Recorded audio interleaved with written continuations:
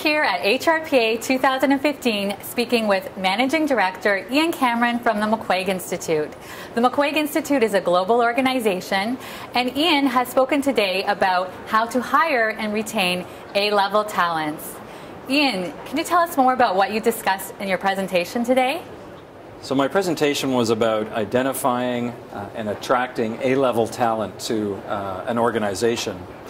And some of the key points are first recognizing that A-level talent is in fact very unique. They make up only about 10% of the workforce, and 80% of those people are not actively looking for work.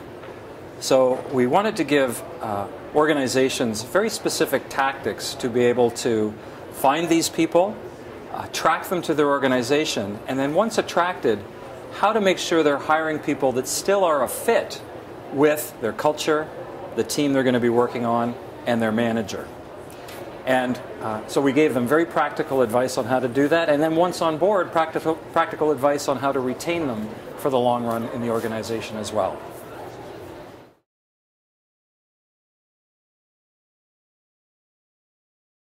The mistakes companies make when they're trying to recruit A-level talent, a couple come to mind. First of all, they tend to forget that A-level talent is unique, and they do make up just about 10% of the workforce, and they're not actively looking for work right now. So they tend to approach the recruitment process for these A-level talent the way they traditionally would, putting ads out on LinkedIn, through recruiting agencies and those kinds of things. But again, the challenge there is that these people are not actively looking for work. They're top performers. They're doing well where they are. So they need to actually get involved in the social media aspects that these top performers are in and start to establish a relationship with them through those channels so that they can attract them to their organization.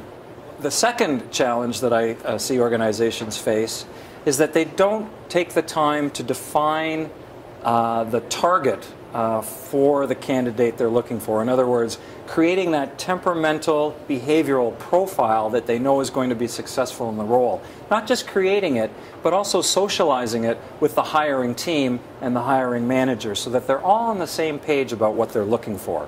Without that, they often hire someone that ends up being not the person they thought they were looking for, and then they don't fulfill the role the way they hoped they would.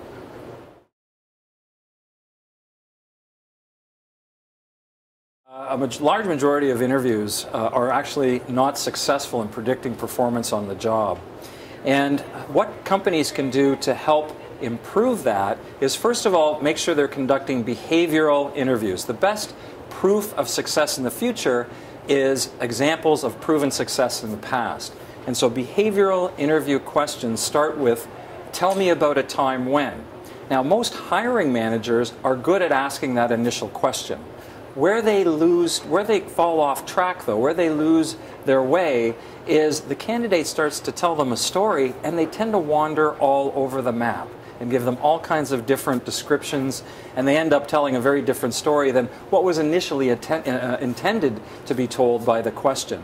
And so we like to introduce a probing process called SAR. Situation, make sure you have a lot of questions to get a clear picture of the situation the person was facing.